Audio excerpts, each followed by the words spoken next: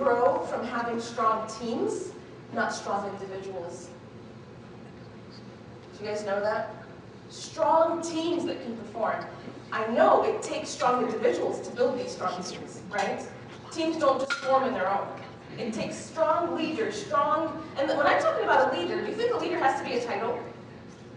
Like somebody's actual position, like a C executive? No. Leadership, they really say, is a role. I could be a developer, and I could be a lead developer and take a leadership role within my development team. And what I mean by that is coach people, help them, bring them together, foster better communication, remove impediments. Can I not do that? Do I really need a tag, a title, for me to do that, to exhibit leadership behavior? Absolutely not, right? So leadership, they say actually the final goal, if you really saw the scale of leadership, you move from command and control to servant leadership, which is what we're talking about, empowerment. And then the final one, if you're reading about leadership, is called 360 leadership, which is everybody's a leader. Okay? Everybody is empowered to be a leader and to make a difference and to lead in their own way. So the argument that I have, if this is where you are, to help you kind of get out of that, is you'll find that you're overwhelmed. You'll find that you've got so much that you have to do yourself. You'll find that you are spread thin because you don't trust anybody else to do your work. You'll find that you're not growing anymore yourself because you're not able to find any more places to grow because you're so stuck where you are because you have to do it all. So that's the number one problem you're going to run into, and your number one motivation for changing. The other is to actually realize the company will benefit more from you if you can learn to duplicate yourself. Yes, there'll be some mistakes.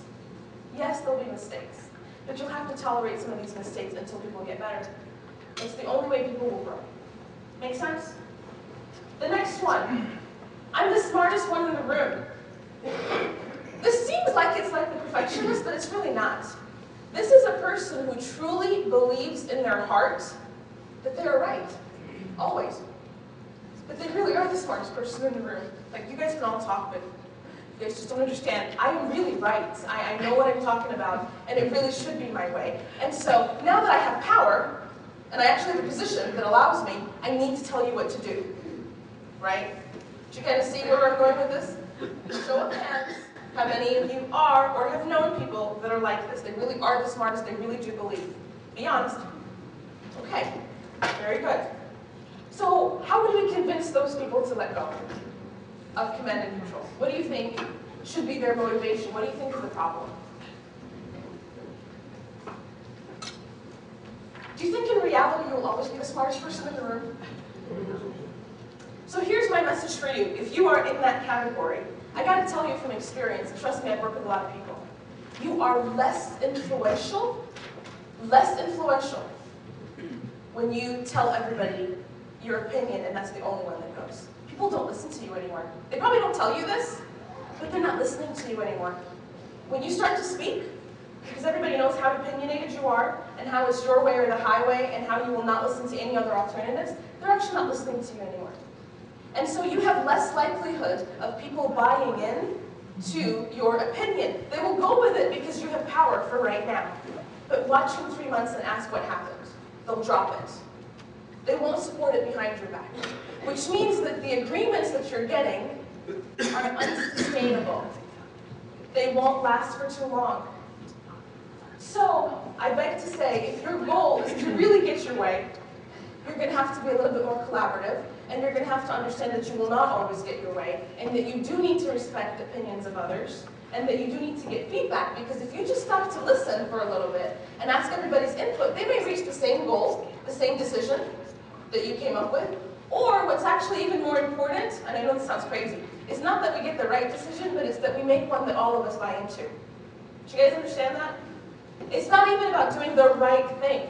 It's actually doing something that all of us buy into because we will support it. Because even if we do the right thing and we don't support it, we're going to reverse it pretty soon here. Does that make sense? So that's another layer, and you will know where you fit. If you're a perfectionist, if you're smart. And like I said, I think all of us have a little bit of command and control here or there. There's the third one, which is, look, I just like power. I'll be honest. I'm in it for the power. They will never say this, of course. But I'm really in this for the power. Now, this is so interesting. I did some review. It could be for so many reasons. Some of it could be your classic, more power comes more prestige, right? I'm going to have a better office, I'm going to have a better car, I'm probably going to be respected more. And because of that prestige, I am seeking more power, and so that's why I'm going to be command and control, because with that power, I have influence, and I have the ability to make people do as I say, right? Some of it comes actually from, unfortunately, some psychological stuff. Somebody who doesn't have enough control in their life exhibits control at work. Isn't that interesting? Somebody with low self-esteem could balance that out by having too much control, by being too directive. It's really interesting, the dynamics behind that. In all cases, what I'll tell you is sooner or later, if that is your entire goal, people will see, and you will not maintain your leadership for too long. If you do, stay there. You're lucky you're in a company that values power, okay? So go ahead and just stay there. But if you really want to be influential, if you really want to make a difference, if you really want to help change and provide value, you'll have to switch from this mode of just loving power. You will actually get more power when you see multiple teams producing. That's what I really think power is. Power is to know that you yourself are able to affect 5 to 10 people growing and delivering value. Does that make sense, you guys? So, it starts with trust. Hire the right people, enable them, remove impediments, get out of their way, create strong teams, give them ownership of their own processes, learn to give up control, understand that what is your role and why it provides value. There's the ask, don't tell policy. Ask questions, don't tell people. Ask them reverse questions when they're asking you. This is really the quickest thing that you can take and make sure that you implement right away. Next time somebody asks you for direction, say, what do you think we should do? And have a conversation with that person. There were 3 things, and I'm going to cover this quickly, we only have 1 minute left, is that correct?